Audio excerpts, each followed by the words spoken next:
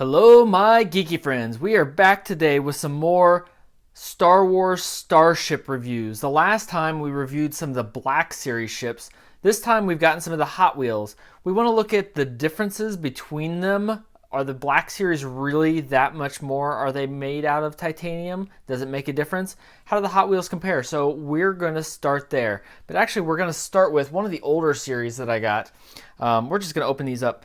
This is the Rebel A-Wing fighter, and I've always been an A-Wing fan, and this is just a pretty gorgeous ship. It's not new, it's not great. I'm honestly, I am a little torn about having A-Wings and B-Wings in Rebels at all.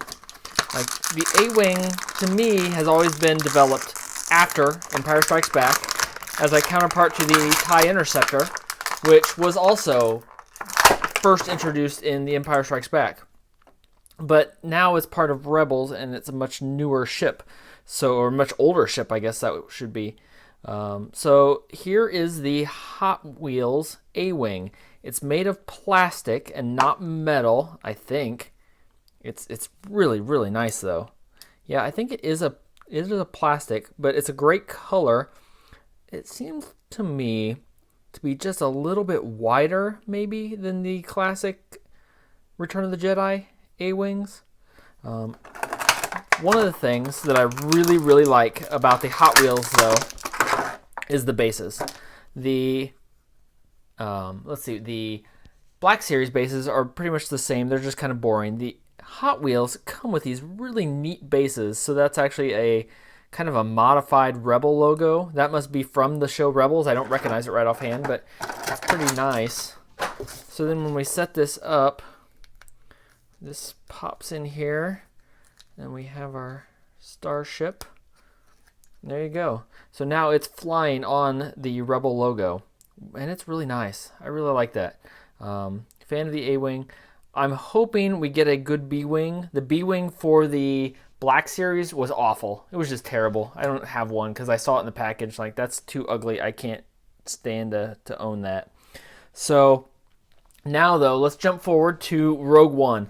We're going to start with the brand new U-Wing. This ship should be really nice because it looks to be the same model that we had in the Black Series. Maybe just a little bit different. And here we go. It's definitely going to be different. Whether it's plastic or metal, I don't know. I think the Hot Wheels are all supposed to be plastic. Yeah, that's definitely plastic. So, oh yeah, very, very plastic. You can see the whole thing bends. The Black Series doesn't do that at all. Man, they do not make these things easy to get out of here. There we go. All right. So there's that. Get that out of the way. So here's the ship. What we've got, though, is we've got a lot of detail. It's kind of interesting being plastic. Oh, I guess those are plastic, but we still do get the articulated Y-wing wings, or U-wing wings, that do look nice. Maybe being plastic is a little more durable for kids, but the canopy doesn't open. So we do have the Black Series here for comparison. Close these back up and we'll take a look and see how they compare. Size-wise, the Hot Wheels is just a little bit smaller. Not much, but just a little bit. The canopy doesn't open like the Black Series does. The biggest difference I really notice is here. On the, get it in focus, too close. On the Black Series, there's a nice fade black. You can see, or on the engines. Starts at a dark gray and kind of fades to a white. We don't get any of that at all on the Hot Wheels. They're just gray. Also, the texturing seems to be a little better on the Black Series, but I'll say I think the color is almost a little better on the Hot Wheels. The lines, the paint, let's take a look here closer up front. On the wings, is that what those things are called? On the U-Wing, I think the blue is a little crisper on the Hot Wheels than it is on the Black Series. On the bottom, there's a landing gear here on the Black Series. There is not one on the Hot Wheels. But overall, they're both going to look great on your desk. Actually, that's plastic too on the titanium. So, I don't know. Does it make a difference? Well, they're pretty much the same price. Why do they make two? I'm not totally sure. Is it necessary? I don't think so.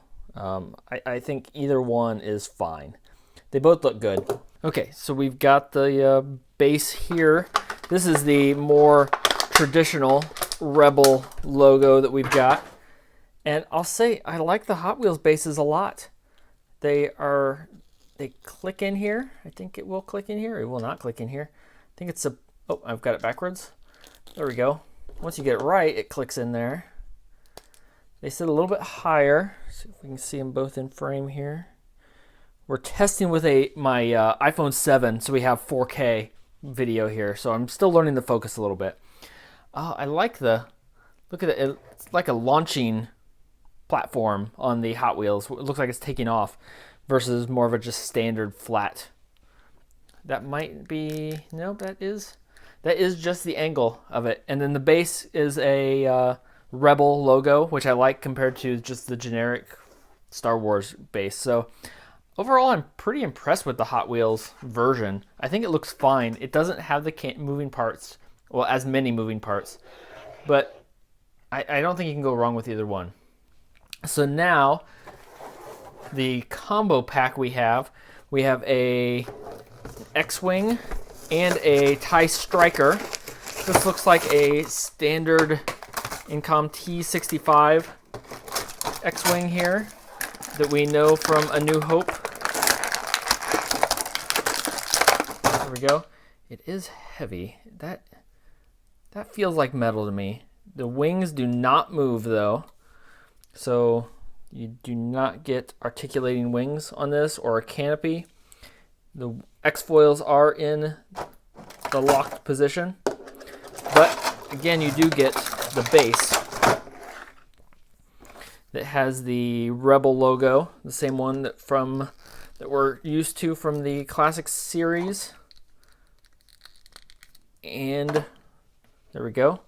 So again, it looks good, but it's an X-Wing. It's a classic X-Wing that we have had for a long time.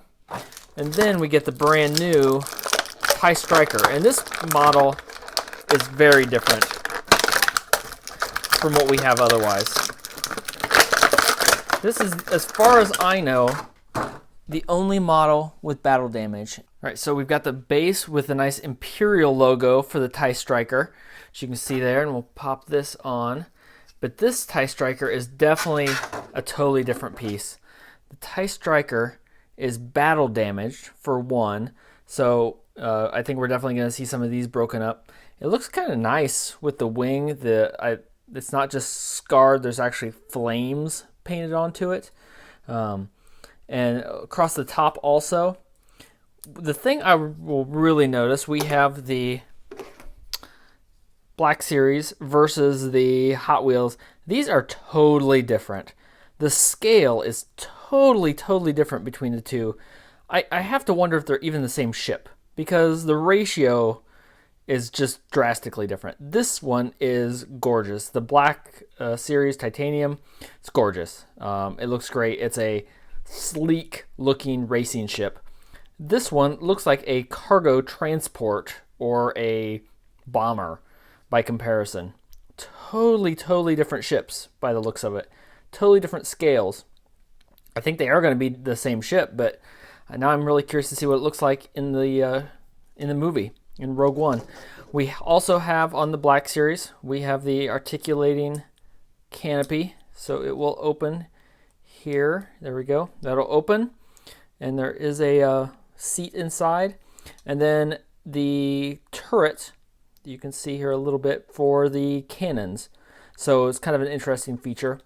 On the Hot Wheels, we don't have any moving pieces, but one of the things I noticed is the cannons are different. There are two sets of cannons on the Hot Wheels, and there are only one on the Black Series. How's that going to pan out in the movie? I don't know. Are these the same ship? I think so. I think so. I can't say for sure. The other thing I don't like about this, probably my least favorite portion, besides it just being kind of big and ugly. Oh, also, this is nice and smooth movements up and down, up and down. And this one has more of a ratcheting click to it. They pop up and down. So it doesn't really feel smooth like a ship would be. It does hold them in place well. But on the bottom of the wings, there are these ugly, ugly rivets. Like, what's up with that? Why? I think they're holding these panels together, but they are really not attractive. We just don't have anything that ugly on the other ships. I mean, those are all nice. There's one screw on the X-Wing holding it together. It's clean. We have 2 rivets on the back of the Y-Wing, but these here, they're just ugly. This whole ship overall, I like the TIE Striker. I love the Black Series TIE Striker. The Hot Wheels one, I'm not really a fan. It just does not look nice to me. That one, I will definitely give it the, if you want a TIE Striker, 100% go for the Black Series titanium model. Don't mess with the Hot Wheels version. Especially since it comes with an X-Wing, which, if you're like me, you have a whole bunch of X-Wings. And if you want a Rogue One X-Wing, this is the one to get. This is, what do they call this? A Partisan X-Wing fighter. Don't know exactly what that means. So from the history, at least the old EU history of the X-Wing, it wasn't made, the X-Wing was not made just for the Rebels. It was an Incom T-65 fighter that the Rebels just happened to use a lot of. And this base is also a Rebel logo with the same stand on it. But this one, I'm guessing, in the movie is more of a neutral X-Wing. And it's gorgeous. This paint scheme is just great. It's very different than anything I've ever seen before on an X-Wing. It's kind of a camo scheme. It's just really, really attractive. Unfortunately, with this model, it also does not have any articulation. The X-foils are just locked in the open position. But it's a really nice looking ship. I'm curious to see what happens with this ship in the movie. I'm hoping we get to see it and it's not just in the background. I want more of ships like this.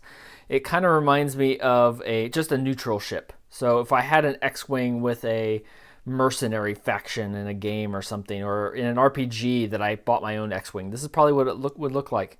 Also kind of reminds me of the X-Wing series with Wraith Squadron, when everybody had their own ships. They got to choose their own paint scheme. I could definitely see this being one of the paint schemes for Wraith Squadron. So that's probably what I would just call it. It's a Wraith Squadron X-Wing, even though they don't exist anymore technically. It's a little sad. The one thing I might do if I kept it is the R2 unit in it. You can barely see there. It does not have any paint or any color to it at all. I might just add just a little drop of color to it. But overall, this is probably my favorite ship of the bunch. So of the ships, I like the TIE Striker. The Black Series Titanium TIE Striker is nice. The Partisan X-Wing is gorgeous. Both the U-Wings you can't go wrong with. The traditional X-Wing is just another traditional X-Wing.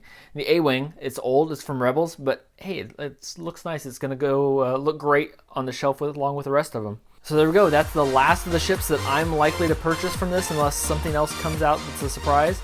Love the Partisan X-Wing. Hot Wheels, Disney, Lucasfilm, whoever, make more ships like that. I would definitely buy more of those types of ships. But that's it. Thanks for watching. Make sure you like and comment on the video. Which ship is your favorite? Do you like the battle damaged TIE Striker? And do you prefer it over the Titanium series? Or are you going to stick with the Titanium series? Would you buy more of the Partisan X-Wings? And do you really care about the U-Wing? We'll see what it looks like in the movie, but I hope it's nice either way. Don't forget to subscribe so you see the rest of the posts coming on the channel. We've got some really cool things coming. More helmets. Iron Man helmet just showed up today. We're going to add some FPV to some of the Star Wars quadcopters. And that's it. Remember, if you're going to be a geek, be an Elite Geek.